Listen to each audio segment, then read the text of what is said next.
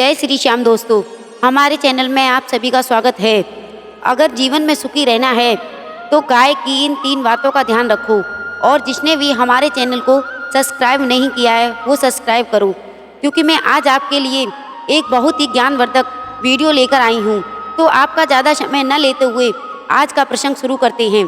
तो आज का प्रसंग है, सुखी रहने के लिए गाय की इन 3 बातों को ध्यान से सुनिए। अगर आज की वीडियो आपने ध्यान से सुन ली तो आप कभी गरीब नहीं रहोगे, ये मैं विश्वास दिलाती हूँ। तो महाभारत पुराण में एक कथा आती है कि एक बार माता लक्ष्मी बहुत सुंदर रूप धारण करके गायों के झुंड के पास पहुंची और एक सुंदर रूप वाली नई युवती को देखकर गऊ ने पूछा, हे देवी, तुम कौन हो और कहाँ से आई हो? तुम तो इस पृथ्वी की सबसे सुंदर स्त्री जान पड़ती हो। सच सच बताओ, तुम कौन हो और हमारे पास क्यों आई हो? इस प्रकार पूछने पर देवी लक्ष्मी ने अपना परिचय दिया कि हे गाओ, सारा जगत मेरी कामना करता है। हे गाओ, सारा जगत मेरी कामना करता है। दुनिया में मैं लक्ष्मी के नाम से प्रसिद्ध हूँ। इस समय मैं दैत्यों को त्याग कर आ रही हूँ, क्योंकि वे आचार भ्रष्ट हो गए थे, हिंसा पर उतर आए थे, निर्दोष पशुओं को मार मार कर खा रहे थे, वृद्धों का सम्मान करना भूल गए थे, बच्चों को उल्टे संस्कार देकर चरित्रहीन बना रहे थे, स्त्रियों को बेवजह परेशान करते थे, जिससे घरों में कलेश मचा रहता था। तामसी भोजन खा रहे दैत्य सोते रहते थे, एक दूसरे को गालियां देना, मारना पीटना शुरू कर दिया था। वे धन का दुरुपयोग करने लगे थे, धन केवल निर्दोष प्राणियों पर जोर दिखाने लगे, वैश्याओं का संग करने लगे। उनके इस प्रकार घिनौने और निंदनीय चरित्रों को देखकर मुझसे रहा नहीं गया, इसलिए मैंने उनका त्याग कर दिया। मेरे त्याग करते ही सारे राक्षस नाश को प्राप्त हो गए और देवता लोग मेरे आश्रय में रहने के कारण आनंद से रह रहे हैं। देवता लोगों ने मेरा दुरुपयोग किया और आचार भ्रष्ट किया। उस दिन देवता लोगों को मैं छोड़कर चली जाऊंगी। और लोग कहते हैं कि मैं चंचल हूँ, एक स्थान पर ज़्यादा दिनों तक नहीं ठहरती हूँ, लेकिन उनकी बात गलत है। मैं एक स्थान पर बहुत दिनों तक ठहर सकती हूँ, पर मुझे अपने पास अधिक दिनों तक रखना उन्हीं के हाथों में है। वो मेरा सही रूप से उपयोग करेंगे और धर्म का पालन करेंगे, बेवजह के झगड़ों में नहीं पड़ेंगे, घर में प्रेम से रहेंगे और मेरा हिस्सा शुभकामनाओं में भी व्यय करेंगे, निर्दोष व बेजुबान पशुओं की हत्या नहीं करेंगे। तो मैं उनके पास बहुत लंबे समय तक रहती हूँ।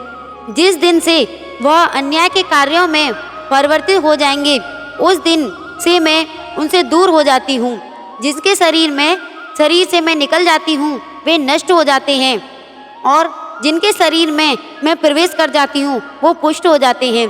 धर्म, अर्थ और काम बिना मेरे हुक्म के संयोग नहीं दे सकता। हे गऊ, यही मेरा प्रभाव है। सारी दुनिया को चलाने के लिए मेरा योगदान बहुत बड़ा है। अब मैं तुम्हारे पास इसलिए आई हूँ कि मैं चाहती हूँ कि मैं तुम्हारे शरीर में प्रवेश करूँ। तुम लोग मेरा आश्रय पाकर ही श्री संपन्न हो जाओ। लक्ष्मी देवी की बात सुनकर गौओं ने कहा, हे देवी, आप कहीं और जाकर रहो, हमारी इच्छा नहीं है।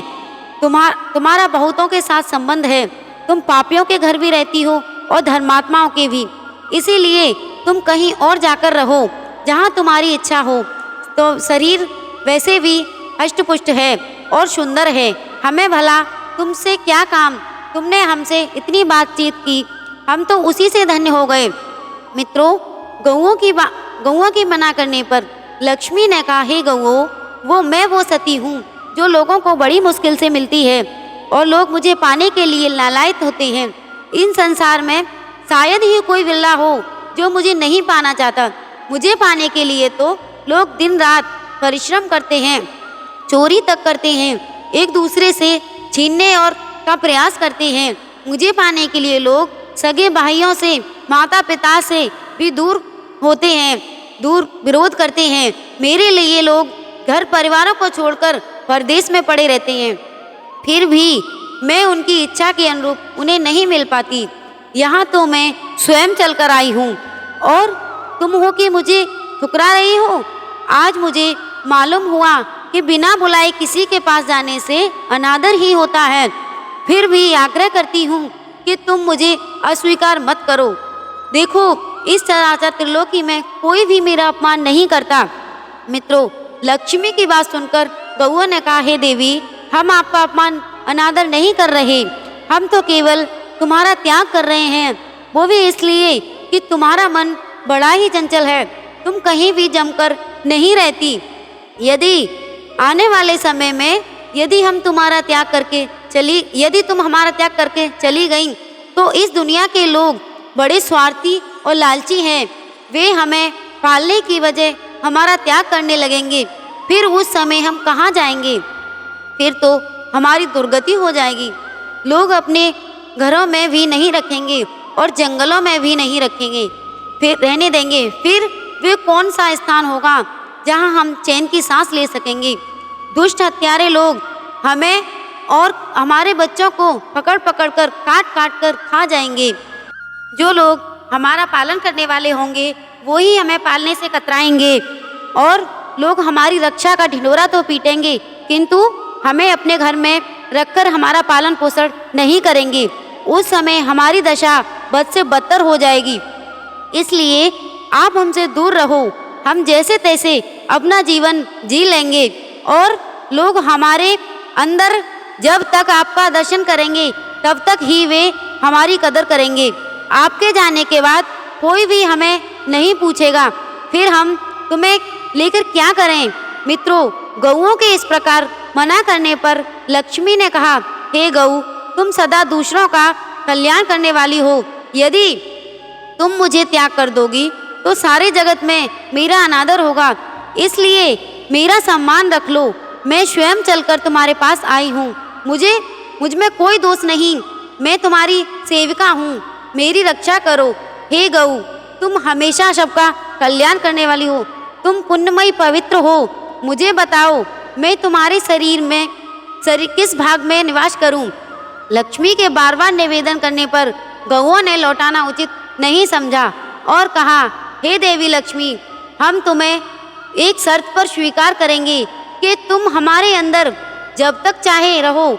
यदि तुम हमको छोड़कर कभी भी जाओ तो हमारे गोबर व मूत्र में हमेशा वास करना। ये दोनों चीज हमेशा पवित्र हैं। ये तो हम जानते ही हैं कि लोग तुम्हारे जाते ही हमारा परित्याग कर देंगे, लेकिन हमारे गोबर और मूत्र में यदि तुम बनी रहोगी तो लोग उनका उपयोग करेंगे। गौ की बात सुनकर लक्ष्मी ने कहा, धन्यवाद है हमारे, जो तुमने हमें अपने अंदर आने को दिया, तुमने मेरा मान रख लिया। तुम्हारे मूत्र और गोबर में मैं सदा वास करूंगी। मित्रों, आज भी गाय का गोबर पवित्र और धन प्रदान करने वाला है। जो लोग गाय की सेवा करते हैं उनके घर में सुख समृद्धि धन धान्य बना रहता है, कभी भी धन की कमी नहीं रहती। यह वीडियो अगर आपको अच्छा लगा हो तो हमारे चैनल को सब्सक्राइब करो।